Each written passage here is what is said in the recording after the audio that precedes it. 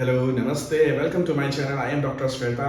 हम अपने इस लेक्चर सीरीज में सबस्पेस से रिलेटेड रिजल्ट्स कर रहे हैं और साथ ही साथ उससे रिलेटेड एग्जांपल्स हमने लास्ट लेक्चर में किया हुआ था। उसी क्रम में चलते हैं कुछ और एग्जांपल्स की ओर। यहाँ पे हमने 10 एग्जांपल्स लिए, वो सारे examples vector space of functions पे हैं। ओके, तो वन बाय वन इनको सॉल्व करते हैं। सबसे पहले क्वेश्चन 1 को लेते हैं। क्वेश्चन 1 में हमने वेक्टर स्पेस V जो लिया है वो है CR। V is equal to CR. What is CR?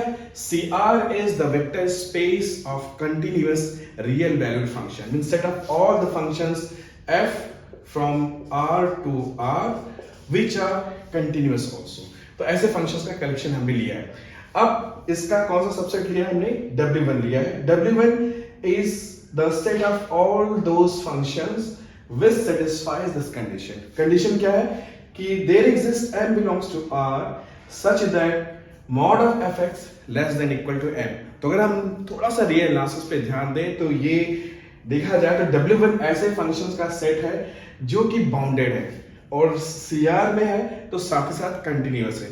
तो basically W1 is the set of all bounded continuous functions. अब हमें देखना है कि क्या ये सबस्पेस फॉर्म करता है कि नहीं। तो सबस्पेस फॉर्म करने का हमारा जो बेसिक क्राइटेरिया है 2 मिनट के लिए मैं आपको रिकॉल कर दूं कैसे हम सबस्पेस प्रूफ करते हैं। अगर हमारे पास वेक्टर स्पेस V दिया गया है ओवर सम फील्ड F और उसका W एक सबसेट दिया गया है W सबसेट ऑफ V, तो W अगर सबस्पेस प्रूफ करना है हमें तो हम 2 तरीके से प्रूफ कर सकते हैं। क्या? अगर हमने x y W में लिया तो x प्लस y भी W में होना चाहिए और x y of course arbitrary element है W के। और अगर आपने अल्फा फील्ड का एलिमेंट लिया आर्बिट्रेरी और x W का एलिमेंट लिया तो alpha x should also belongs to W। This is the condition for subspace testing। या आप साइमल्टेनियसली ये भी शो कर सकते हैं, इन दोनों को ना प्रूव करना चाहें आप अल्फा बीटा फील्ड का आर्बिट्रेरी एलिमेंट लें और alpha x plus beta y अगर ये W में आ जाए जहां x y जो है वो W के आर्बिट्रेरी एलिमेंट है। So for any alpha beta and for any x y belongs to W, if alpha x plus beta y belongs to W, then also we can call W as a subspace of V। ठीक है, तो ये subspace की condition से इसका ही इस्तेमाल करेंगे। Okay, तो चलिए चलते हैं सॉल्व करते हैं इस क्वेश्चन को। तो इस तरीके से सबसे पहले हमें क्या करना पड़ेगा, हमें W1 के 2 आर्बिट्रेरी एलिमेंट लेना होगा जो कि फंक्शंस हैं।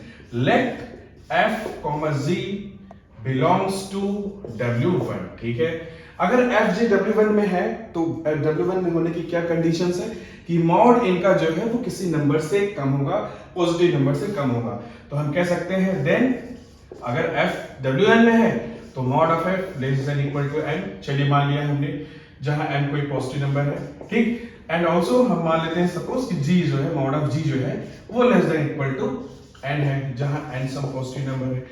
अब हमें ये शो करना है क्या कि f प्लस g जो है वो भी W1 में है और f प्लस g को W1 में होना है तो क्या होना चाहिए कि f प्लस g भी बाउंडेड हो। तो रियल एनालिसिस का रिजल्ट कहता है कि अगर f और g बाउंडेड है तो f प्लस जी भी बाउंडेड होगा और f और g कंटिन्यूअस है तो f प्लस जी भी कंटिन्यूअस होगा। मतलब sum of continuous function is continuous and bounded function is bounded. तो इसका मतलब ये होगा कि अगर हम इन्हें जोड़ के अगर हम इनके h equal to f plus g हम बोले तो हम ये कह सकते हैं क्या कि मॉड ऑफ h जो होगा क्या होगा equal to mod of f plus जी।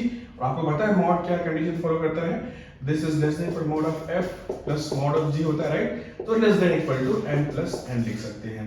तो यहां से हम कह सकते हैं क्या कि if f and g is bounded then h which is sum of f and g is also bounded। तो हम ये कह सकते हैं क्या कि yes f plus g belongs to W1। इसी तरीके से scalar with respect to similarly हम क्या प्रूव कर सकते हैं, closure with respect to scalar multiplication second property क्या प्रूव कर सकते हैं, let alpha belongs to field और f जो है कोई भी आर्बिट्रेरी एलिमेंट है W1 का।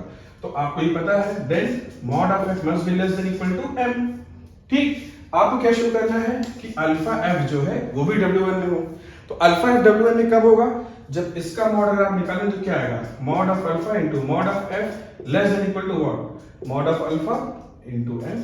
तो देखिए mod of alpha is less than equal to mod alpha into n। It means what, alpha f is also a bounded function, right. Alpha f is also bounded function, it means alpha f also belongs to W1। इसका मतलब क्या होगा कि जो आपका W1 है it is close with respect to vector addition as well as scalar multiplication. So we can say that yes, W1 forms subspace of vector space V, where V is the collection of all the continuous functions from R to R. So you can see this. चलते हैं अब इसके बाद अगले question की ओर। अब देखते हैं एग्जांपल 2। एग्जांपल 2 क्या है? W2। यहां पे भी हमारा जो वेक्टर स्पेस V है वो CR ही है, means collection of all the continuous function from R to R। तो क्वेश्चन 2 को सॉल्व करते हैं। V is still CR। चलिए, अच्छी बात है।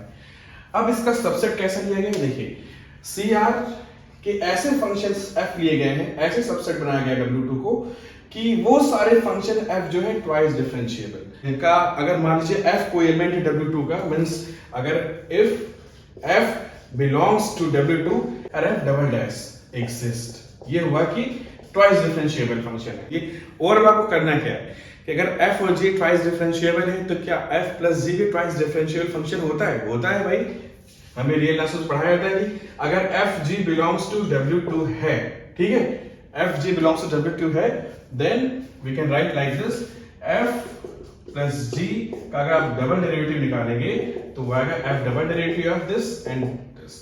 तो f g twice differential function है, then f plus g is also twice differential function, so we can say that f plus g must belongs to W2। same goes with the scalar multiplication। क्या है इसमें? अगर मान लीजिए आपका alpha belongs to field और f belongs to W2 कोई arbitrary element है, जहां f ट्वाइस डिफरेंशिएबल फंक्शन है, तो अल्फा f भी ट्वाइस डिफरेंशिएबल फंक्शन होगा। ओके, अल्फा f का भी डबल डेरिवेटिव एग्जिस्ट करेगा, वो क्या आएगा, है ना, राइट। तो अल्फा f इज आल्सो, अगर हम अल्फा f ऐसे लगा दें हम, ठीक है, कांस्टेंट ये, तो basically this is coming out to that. तो इस तरीके से हम क्या कह सकते हैं कि ये जो आपने W2 लिया था CR का subset, this is also subspace of CR। तो हमारा दूसरा एग्जांपल जो है इसमें भी क्या है? यस। इसमें भी है आपका यस, और पहले एग्जांपल में भी क्या हुआ आपका? यस। तो CR की आपको एक और सबस्पेस मिल गए। अब चलते हैं हम अगले क्वेश्चन की ओर, W3। जब W3 देखिए, इसमें भी क्या है? वेक्टर स्पेस V आपका CR ही लिया गया है, लेकिन आपका फंक्शन जो है थोड़ा बदल गया है। कैसे फंक्शंस का सेट लिया गया है? वो सारे फंक्शन जिनका मतलब नॉन जीरो फंक्शंस। देखिए, चलते हैं 3 की ओर। 3 को देखिए कि W3 जो है ऐसे functions belongs to CR such that fx is non-zero। तो क्या आपको लगता है कि ये सबस्पेस फॉर्म करेगा? मुझे लगता है सबस्पेस फॉर्म नहीं करेगा, क्योंकि सबसे बेसिक टेस्ट क्या है कि आप पहले देखो जीरो एलिमेंट बिलोंग करता है कि नहीं। तो ये आप देखेंगे कि zero function doesn't belongs to W3, because अगर जीरो फंक्शन बिलोंग करेगा तो आपको पता है zero of any x is zero for every x, ठीक। और इसमें अगर इसको होना है, जीरो फंक्शन को W3 में होना है, तो fx should be non-zero, but यहाँ zero x is always going to be zero। So आप कह सकते हैं एक क्वेश्चन 3 कि आपका जो W3 दिया था, this will not form subspace of CR। चलिए अब क्वेश्चन 4 देखते हैं। क्वेश्चन 4 में वेक्टर स्पेस तो आपको वही CR है, बट फंक्शंस कैसे फंक्शंस है? ऐसे फंक्शन है जो 1 पे 0 हो जाते हैं, 1 पे वैनिश हो जाते हैं। तो क्या ये सबस्पेस फॉर्म करेगा? आप देखेंगे ये सबस्पेस फॉर्म करेगा। वही सिंपल तरीका है, वही अप्रोच है। क्या करेंगे हम? Let f g belongs to W4, then what will happen? W4 की पहले जो कंडीशंस है उसको लिखिए, तब जाके प्रोसीड कीजिए। Then we know अगर f W4 में है तो f1 must be 0, g1 must be 0। अब आपको क्या शो करना है कि f plus g भी W में है कि नहीं? To show what you want to show that f plus g also belongs to W4। अब f plus g का W4 में होना है तो क्या होना चाहिए? f plus g of 1 जब आप निकालेंगे तो ये क्या आ जाना चाहिए? f plus g of 1 should come out to be 0। वही है ना, कोई फंक्शन W4 में है तो 1 पे वैनिश हो जाता है। हम क्या चाहते हैं शो करना कि f plus g W4 में है तो उसे भी 1 पे वैनिश होना पड़ेगा। देखिए हो जाता है, because this is equal to f of 1 plus g of 1। f1 is 0, g of 1 is 0, so basically this is 0। तो आप कह सकते हैं क्या कि f plus g belongs to W4। इस तरीके से आप देख सकते हैं कि alpha f also belongs to W4। Trivial to proof नहीं, क्योंकि अगर f1 इक्वल टू 0 है तो alpha f1 is also equal to 0। तो बेसिकली आप कह सकते हैं क्या कि W4 is also subspace of V। सो यहाँ पे आंसर आपका क्या आएगा? Yes. We can write like here yes. So in question 4 W4 is subspace. अब क्वेश्चन 5 और 6 में देखिए कैसे फंक्शंस दिए गए। क्वेश्चन 5 में वेक्टर स्पेस V जो है वो CAB है। CAB क्या है? जैसे CR था, collection of all the continuous functions from R to R। CAB में क्या होता है? Collection of all the continuous function from close interval AB to R। Okay, domains AB है यहाँ पे। अगर आप 5 और 6 में फंक्शंस देखें तो कैसे फंक्शंस है? ये कंडीशन किसकी होती है? f minus x equal to fx। It means W5 is a collection of all the functions which are even। और W6 में देखिए वेक्टर स्पेस सेम है और कैसे फंक्शन है? f of minus x equal to minus fx। It means W6 is the collection of those functions which are odd functions। फिर आपका real analysis आ गया। लग रहा है कि क्लियर चल रहा है, बट बेसिकली आपका रियल एनालिसिस टेस्टिंग है। मतलब आप एक बार इवन फंक्शन का कलेक्शन ले लिया, एक बार ऑड फंक्शन का कलेक्शन ले लिया। आप देखेंगे W5 and W6 both will form subspace of CAB। Means आपको वही प्रूफ करना है क्या कि अगर हमने इवन फंक्शन का सेट लिया तो हमें प्रूफ करना है कि if fg is even then alpha f plus g is even, if f is even then alpha f is even. Same goes for odd functions. तो प्रूफ करना आसान है झटके में। तो क्वेश्चन 5 सॉल्व करते हैं। V आपका है CAB, collection of all the continuous function f from AB to R। ठीक है, कोई दिक्कत नहीं है। W5, basically W5 is what? Set of even function. Even function का वो सेट पूरा लिया गया, कलेक्शन लिया गया है। ठीक, इवन फंक्शन की तो कंडीशन होती है ये। तो प्रूफ करते हैं ये सब स्पेस है V का। तो कैसे प्रूफ करेंगे आप? वही पुरानी स्ट्रेटजी।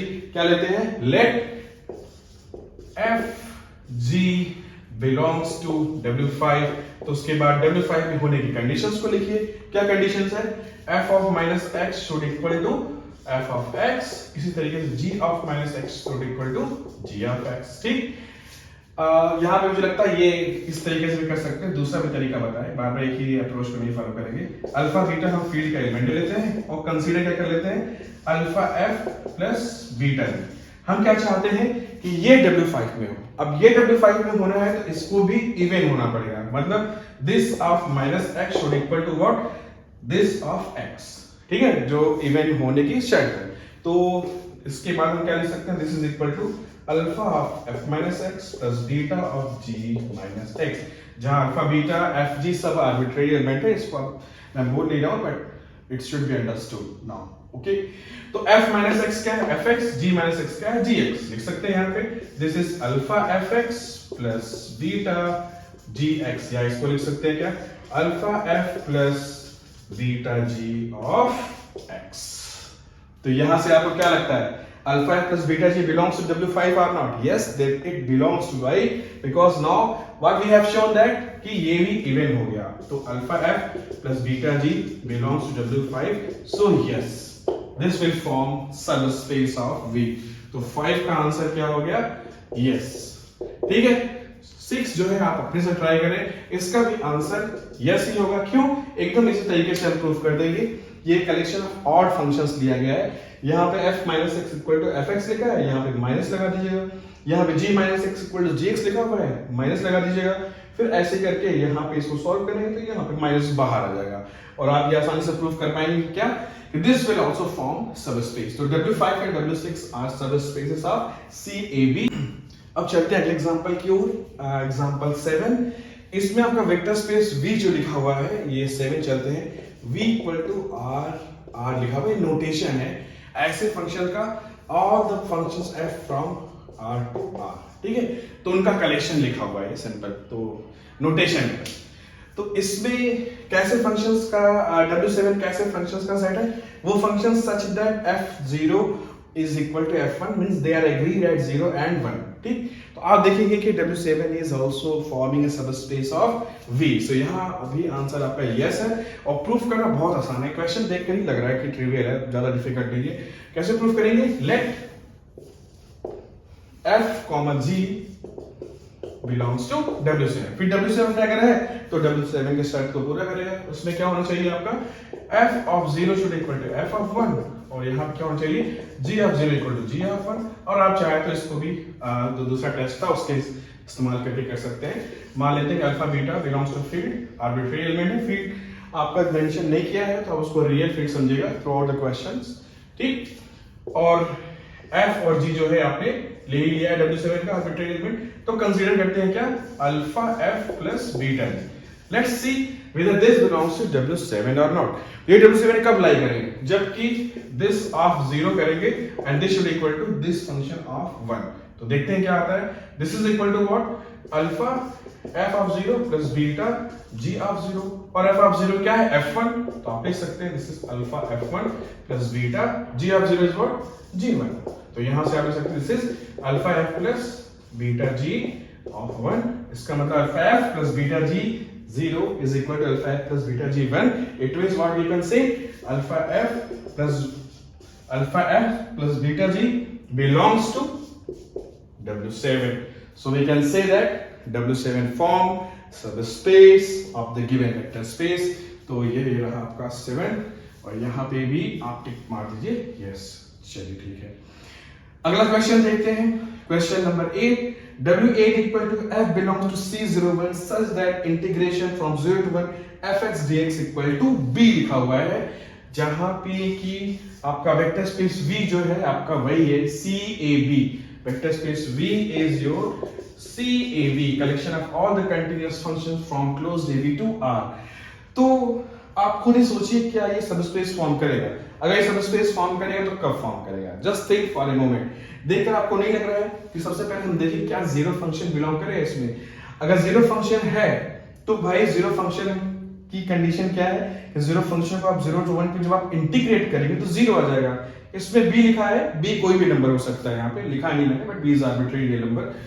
तो जीरो फंक्शन बिलोंग नहीं करेगा W8 में। क्या लिख सकते हैं आप, zero in general zero doesn't belongs to W8, but अगर आपको b को जीरो ले लेंगे तो zero belongs to W8। Then तो आप ये कह सकते हैं, आप चेक भी कर सकते हैं क्या कि अगर W8 को V का सबस्पेस होना है, ठीक है, तो B को जीरो होना पड़ेगा। मींस अगर हम यहाँ B जीरो ले लें तो आपका W8 जो है सबस्पेस बन जाएगा। तो आप यहां पे लिख सकते हैं कि this is subspace if and only if b is equal to 0। क्यों, अगर b equal to 0 हो गया, मान लीजिए आप b equal to 0 लेके चल रहे हैं तो बड़े आराम से प्रूफ कर सकते हैं। यही वाला कंडीशन इस्तेमाल कर लेते हैं जो आपका सबस्पेस टेस्टिंग का है। अगर f g W8 में आप लेते हैं, if f g belongs to W8 तो आपका क्या होगा, integration 0 to 1 fx dx equal to integration 0 to 1 gx dx जो है दोनों ही क्या हो जाएगा, 0 हो जाएगा।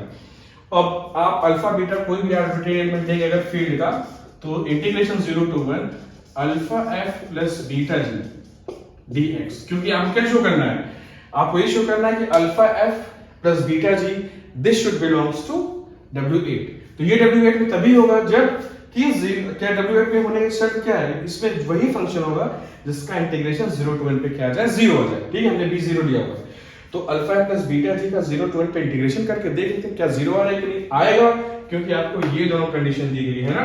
सो इंटीग्रेशन के हिसाब से 0 to 1 इसको लिख सकते हैं alpha fx dx plus 0 to 1 alpha gx dx।